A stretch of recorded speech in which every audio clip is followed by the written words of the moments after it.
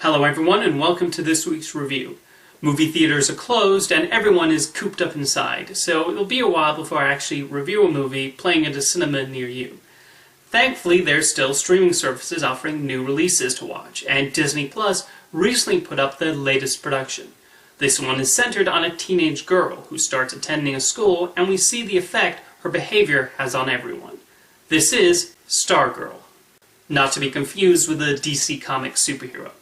Anyway, this movie feels a lot like an indie movie that might have come out in 2006, and I mean that as a compliment.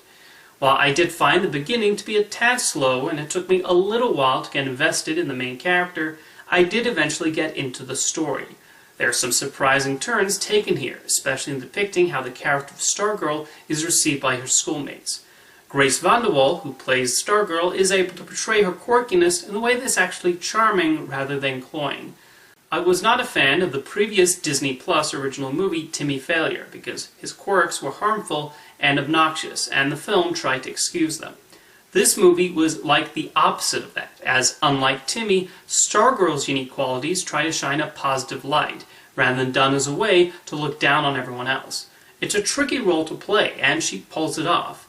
There are a number of musical sequences in the film where VanderWaal performs with a ukulele, and director Julia Hart gives them the needed energy, and these become the highlights of the film.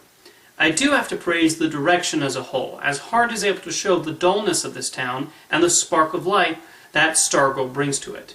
While her name is in the title, the actual main character is a teenager named Leo, played by Graham Bashir. He and VanderWaal have solid chemistry with one another, and his arc as somebody who used to be unique and then tried to blend in with the crowd is well handled. He also has some nice conversational scenes with Giancarlo Esposito, who plays a paleontologist he's friends with. If you've seen the trailer, you might think Stargirl falls into the Manic Pixie Dream Girl trope. And I can understand that. A seemingly magical girl who comes out of nowhere and befriends the male lead with her spirited personality is what many have defined this archetype as. However, I think Julia Hart and the writers able to give her a well-developed arc. The movie does portray the occasional consequences of her actions, and we see the effect that dating Leo has on her. We see there's more to her than just the ukulele playing and her brightly colored clothes, and that actually makes her more endearing.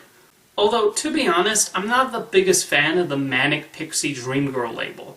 I feel it's become like the term Mary Sue, where it's been distorted and has thus lost all meaning. It's now become attached to any female characters who are positive and unique and free-thinking.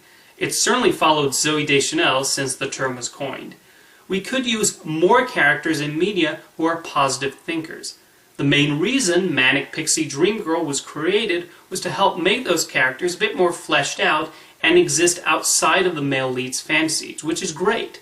However, it's now used to denounce any high-spirited woman. It's gotten to the point where even Nathan Rabin, who came up with the term, has grown to despise it. Anyway, back to the movie, which I found quite lovely, and was smiling by the end.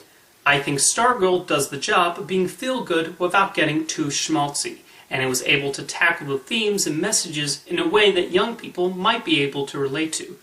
Does it exist in a sort of fantasy world?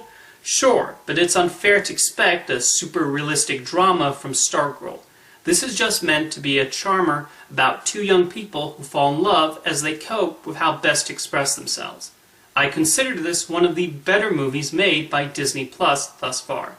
Give the movie a watch and let me know in the comments what you think. Thank you for watching what will likely be the first of many reviews of movies you can view at home.